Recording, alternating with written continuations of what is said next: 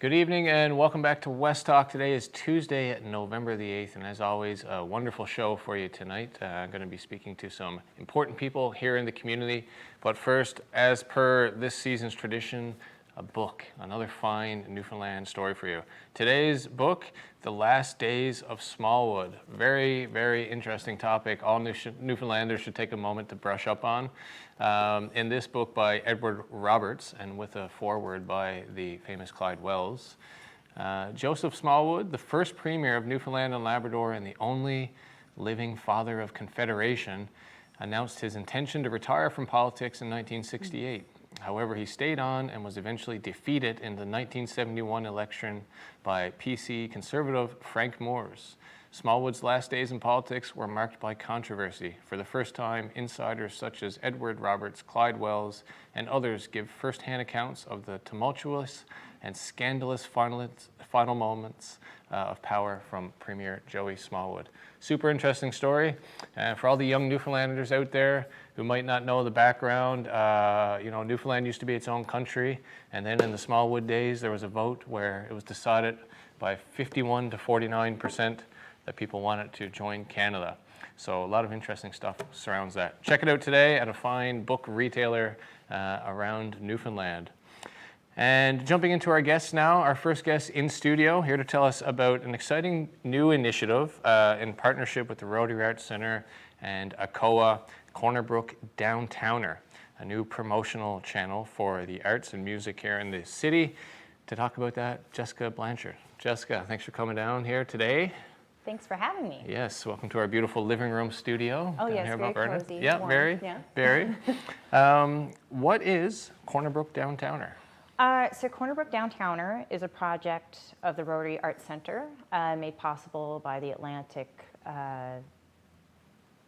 ACOA. Yeah. And so we're looking to revitalize the downtown entertainment in Brook. Basically, we're looking to promote any live art and entertainment in the downtown area. So we're defining downtown area from Broadway to West Street here in Brook. And we're going to be doing this with bi-weekly brochures, but also pushing events on social media. Cool. Yeah. So there'll be new, I see now you have new sort of social media channels set up on Instagram and Facebook, CB Downtowner. That's right. Yeah. And so for the brochures that you're going to be creating and distributing, are they going to all the partner venues or sort of all establishments in downtown? Yeah, so we're hoping that any venue that participates in our service will host our brochures, but also we're looking at any local establishment that's looking to support and help local venues and talent, so cool. That you can just pop in, maybe grab a coffee to wherever you grab your coffee in the morning. Yeah. The brochure might be there, whether or not you take it, as long as you open it and get your information. Mm-hmm. And yeah, so the idea is that people just know to come to the Brook Downtowner to know what events are happening, so they're not trying to find events all over Facebook for different venues or trying to find listings in newspaper where they might not be advertised, and they just know to come to the Brook Downtowner to know everything that's happening for those 2 weeks. Awesome. Yeah. And so what are some of the reasons, that this came to be? What are some of the challenges from your perspective in promoting and getting the word out about events in this area? Well, we lost a lot of local media. We no longer have a local newspaper. We lost our large radio station very recently, and that was a pretty devastating loss for a lot of people. And advertising is expensive, and a lot of local businesses just cannot afford those ad prices, unfortunately, because they're trying to keep their doors open and trying to support the artists that come in and perform in their venues. So we are a free service. We don't ask any cost because we are funded by ACOA, thankfully. And we're just looking to help businesses and get more bums and chairs. Yeah. That's it. Yeah. Awesome. Yeah. That's very cool. And so is it just yourself now who's involved with this program? I am running it solely. Awesome. Yeah. Rock and roll. Yeah. It's a little overwhelming, but it's definitely a lot of fun. And it started out with a little bit of help from the Rotary Arts Center just to get me up and running. But right now, it's me doing everything. Cool. And yeah, but it's a challenge I'm definitely, looking forward to and willing to take on. Yeah. Yeah, well, I mean, it seems like a very valuable service. I think the budget side is really the key here, right? Yeah. And so advertising certainly is expensive, and when you're trying to do and promote events on smaller scales where you're trying to set up the artist to get the lion's share of the revenue, which really makes it hard for a small place to invest in radio ads or even online advertisements. Yeah. So yeah, that's very exciting.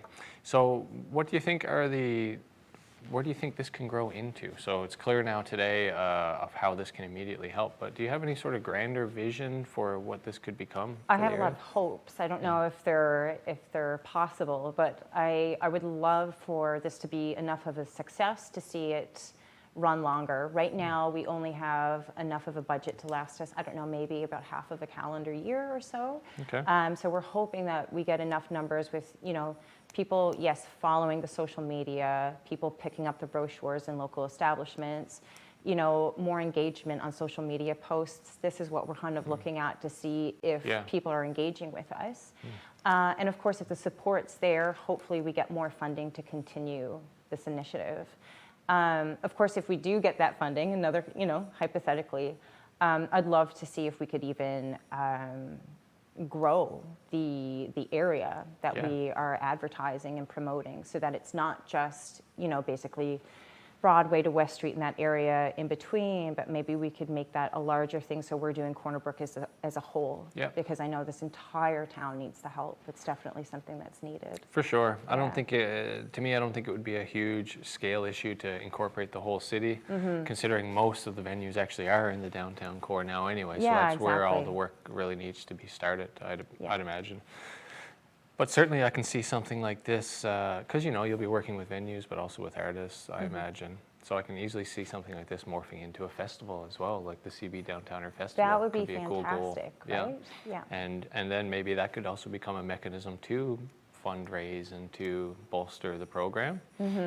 So it starts on November 14th, and I guess that means that's when the first run of brochures and information will be out around. So starting November 14th, by that afternoon, you should be going into local businesses in the downtown area and find brochures at their front desk or by the cash out or wherever they decide to host the brochures.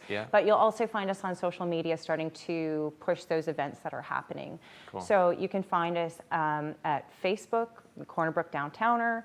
But our handle on Twitter and Instagram is at CB Downtowner as well.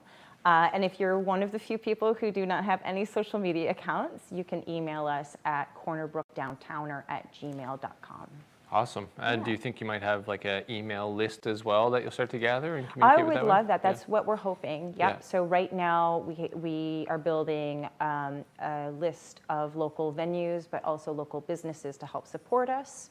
And we've gotten a little bit of feedback from them, which is fantastic as we're starting to grow.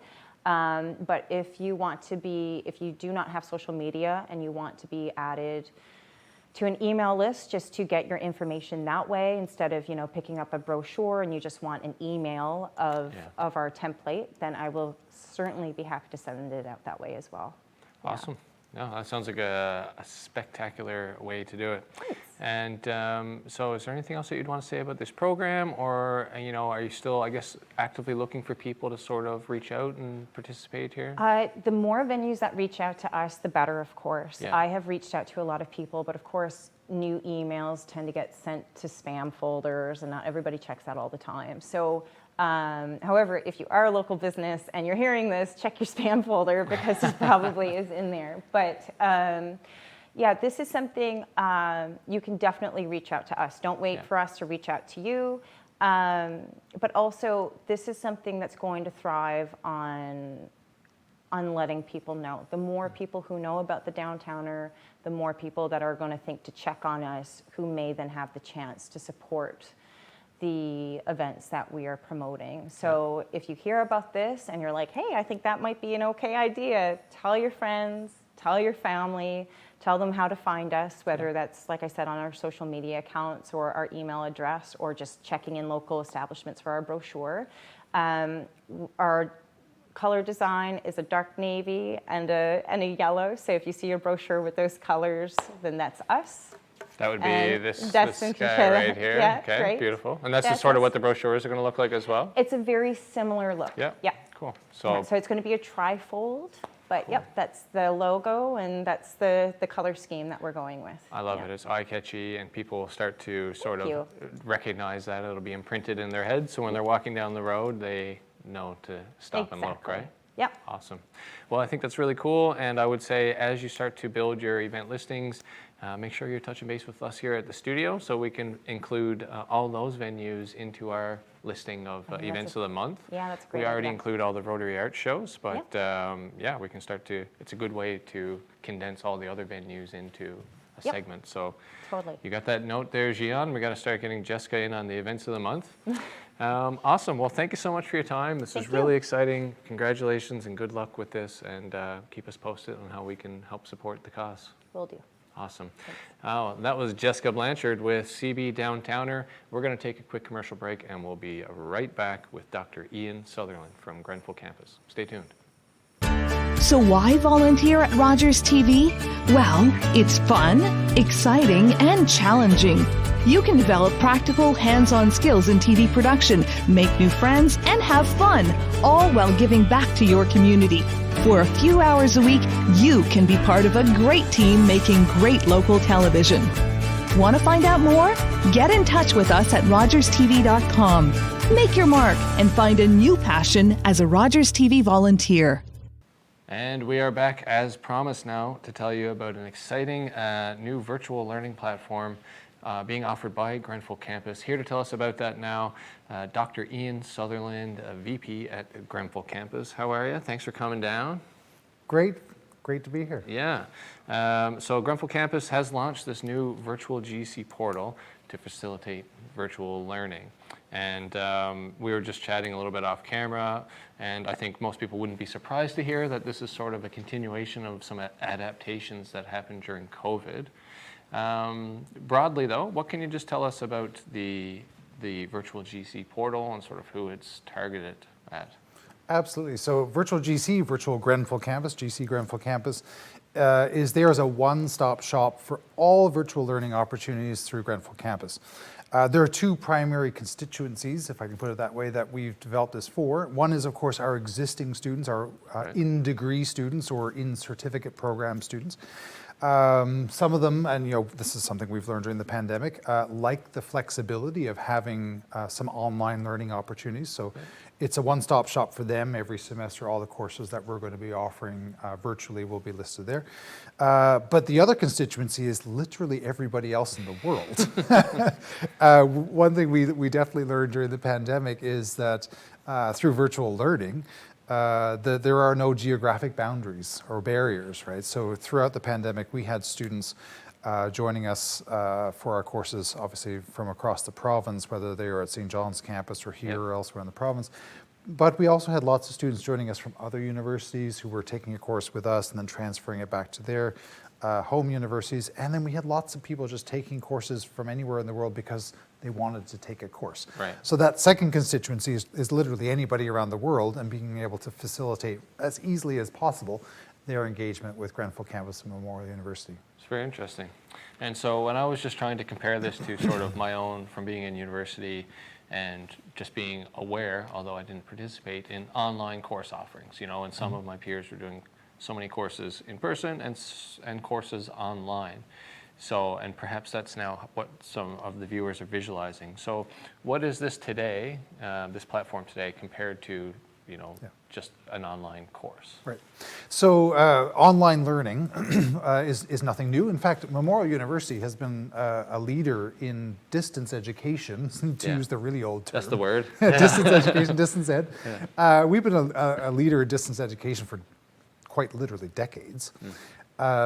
What is different now is that basically we have three formats of virtual learning, and this is why we've called it virtual, because that's a broader umbrella term. So what are those three formats? There's online courses, there are remote courses, and there are flexible courses. So what does that mean? The online courses are basically asynchronous. That's university likes to use fancy words or complicated terminology. Asynchronous meaning all of your content, your video lectures, your readings, your discussion boards, all that stuff is up in a portal for the course. And you can, within the bounds of the semester and the requirements for the course, you do that, consume that material, learn that material kind of on your own time, meaning there's no set class time. So that's the online version. Then the remote version means you're going to be joining a course through a video conferencing service of some sort. We tend to use WebEx, it's one particular software. But you've got an exact class time. So You're in a class. Exactly, yes. So the remote format means all the students are, including the professor or the instructor, are online together interacting primarily through video conferencing. Yeah.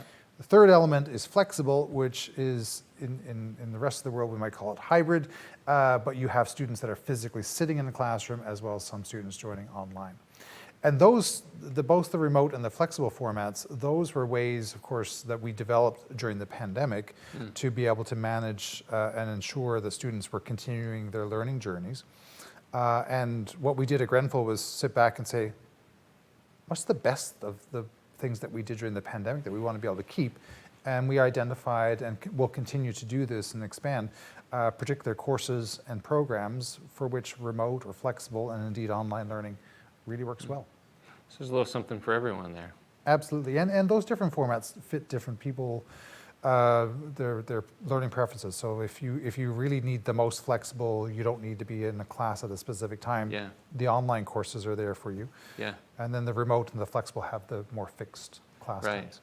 So yeah, and so because of that, you can attend or participate from anywhere in the world in some of these options because you're not locked into fixed class times.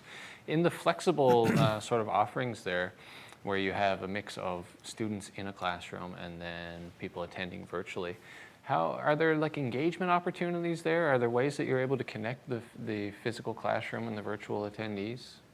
Absolutely, yeah. So I think one of the things the pandemic did, one of the positive things amongst the huge number of negative things, it kind of fast-tracked our abilities, and by our I mean faculty and instructors, abilities, knowledge and capacities and our familiarity with using these kinds of technologies. How do you manage students that are physically in the room with you, which is kind of more normal for us, as well as those that might be joining virtually. And we've developed a whole range of pedagogical approaches to be able to do that, to have that interaction. So question boards, discussion boards, even just the simple experience of facilitating conversation between students that are joining virtually and in the classroom at the same time. And I say that personally. I taught a course early on in the pandemic. It was the first time that I'd ever taught a course through a remote or a flexible format. It was a learning journey for sure, but I think it opens the doors, right? So, and to be able to provide an equal opportunity for students that are physically here in Corner Brook at Grenfell Campus, and that student that wants to take that same course but would prefer to stay in St. Anthony, for example. Right. So, we're here in Corner Brook, and in some ways, I don't want to say we have to deal with our geography and our population, and so is this, in the big picture, is something like this viewed as a way for a campus like Grenfell to really increase their enrollment in a big way without having, any real change to the physical amount of students, or, to be able to engage people that can't move here or wouldn't move here? Is that sort of the goal, is just to increase enrollment through the channels of the internet? We always want to have more students and to increase enrollment, and we have big plans in the works to be able to actually increase our physical enrollment by creating more space. Yeah. Perhaps that's a future interview Sure. we can do. Sounds exciting. But with regards to virtual GC, for us it's really all about accessibility, right? Creating as much accessibility for the diversity of learners that we serve as we possibly can. That will certainly, we certainly hope that it will have a positive impact on enrollment, but really it's more about increasing that accessibility. I'll give you one very specific example that speaks to that. So Grenfell Campus, through the School of Arts and Social Sciences, launched a new certificate program called the Certificate in Sustainable Rural Communities, and we just launched that back in January. with very little marketing or promotion, had more than 30 students sign up for it right away. So just right out of the gate in the very first semester was very successful. That program is designed so that students can take it remotely. So all the courses will be offered at one point or another in either an online, remote, or flexible format. In terms of accessibility and also the role of that program as a certificate in sustainable rural communities, it means that if you are in a rural community and let's say you're a leader in that community and you're taking this certificate to fast track or upgrade your skills and your ideas for the benefit of the community, it almost seems illogical or counterintuitive to have you come out of that community to be able to do it. Yeah. So this is the accessibility, this is one example of the accessibility part, is to say for that particular program, the student can stay in that rural community, whether that community is here in the province of Newfoundland and Labrador, or maybe a rural community elsewhere in the world or across the country. They can do that right from their own homes. Another example in terms of accessibility would be for in-degree students that are just looking for that little bit more flexibility in their schedule so that they can take a course online to avoid interference with work schedule and that kind of thing. So it's about increasing that accessibility, which hopefully has a positive impact on enrollments too. Of course, yeah. I know it's a very interesting point that you just raised about sort of being able to keep people in a community, keep them in their own, let's say, rural community while they're attaining an education, which, for a lot of rural communities, if I just think about Newfoundland, is a tricky thing, right? Their youngest and brightest and most active part of their population all has to move away from the town for 4 or 5, 6 years and can't really contribute to it while they're getting their education. And so that's a really interesting thing to think about. And then, in terms of learning over distance or virtually in this case, are the costs about the same as, say, at, notwithstanding rent and things like that, but in terms of tuition and the actual enrollment, is it about the same whether you're in person or online? Yeah, it's exactly the same. Yeah. So for all of our in-degree students, those that are regular students, or I should say in degree or in certificate or in diploma, those that are enrolled as full-time or part-time students in Memorial, it is exactly the same to take the remote course or the flexible course as it would be to be physically sitting in a classroom for a course. For anybody else, so there may well be retirees, for example, or mid-career professionals that want to take that course in business or entrepreneurship to upgrade their skills. Maybe the retirees always wanted to take a visual art history course. Right. The tuition cost per course is also the same for them. There is a $60 application fee for when they register for the course our courses up front, but beyond that, it's absolutely the same. So there's no premium fee on top of it.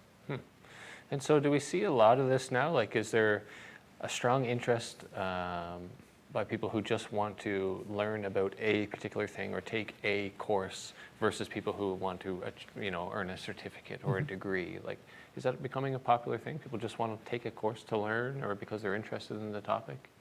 I think that it's both. So there are lots of folks that young, middle, old, and so on, that have the desire to learn, and some of them want to try out a few courses at first, potentially, and do what we call ladder into certificates, diplomas, or degree programs. So this opens up more opportunities for people to do that. I think that the population of folks that want to simply take a course or see the need in their careers to upgrade a particular skill or area, let's say you need to upgrade your French language skills or your knowledge of a particular business. If you didn't do a business degree, maybe you found yourself in business and you want to get that introduction to business kind of course to help upgrade your skills. So there are lots of folks that are in that category as well that for whom coming back to do one course or two courses is a great idea. And this, again, being able to do it from work, from home, or in your own time rather than having to physically come into a class will be helpful and beneficial. And what we see also is that when students are doing that, no matter how young or old they are, they're actually then more likely to come and do a full certificate or a full diploma or a full degree program. Very interesting. I love everything about it. You brought up a lot of really compelling reasons today why people should check this out, whether they're young or old, trying to get a degree or just trying to, sharpen up a tool in their kit there. Dr. Sutherland, we just got the light from our producer, which means we're about at the end of our interview. But is there any last word you wanted to leave people with on virtual Grenfell Campus? I want to thank you for the opportunity to speak with you, and please call me Ian. Dr. Sutherland is absolutely not necessary. I should have said that at the start. And to really just encourage everybody to check this out. It's grenfell.mun.ca/virtual GC. Check it out. There are courses there available for everybody. Amazing. And please do let us know when we can talk again about these exciting new things you're alluding to on the campus. Absolutely. That's Dr. Ian Sutherland, VP at Grenfell Campus. We're going to take a quick break and be right back to wrap this thing up. Stay tuned.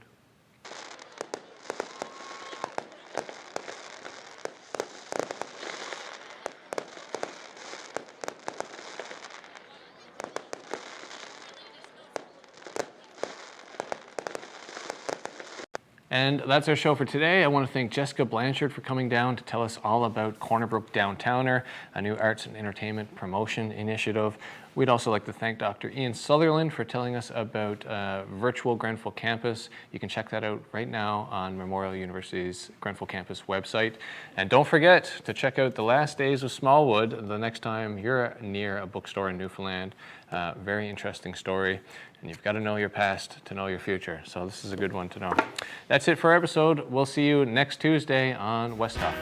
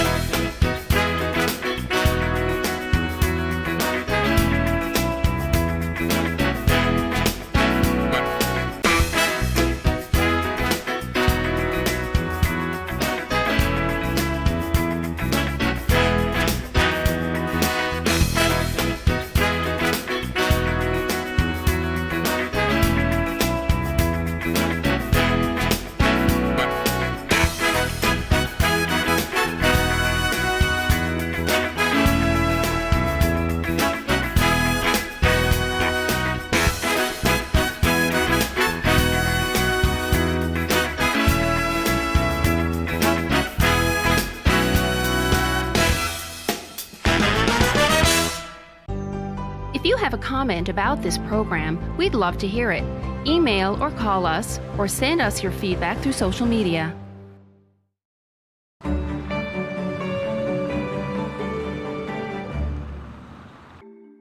When it comes to drugs, how much freedom is too much for kids? Drugs are out there.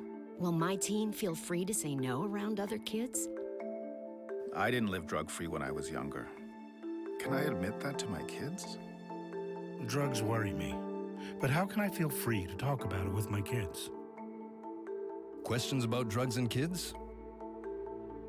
Drug-Free Kids Canada.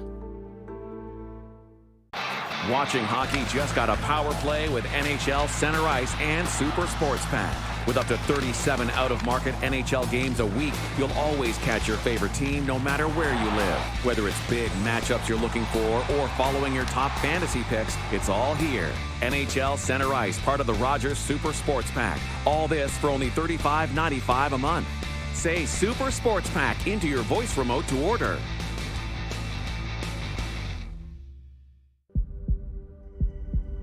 We can be hurt. We can be bruised. We can be broken. Slowed down, confused, and even numbed.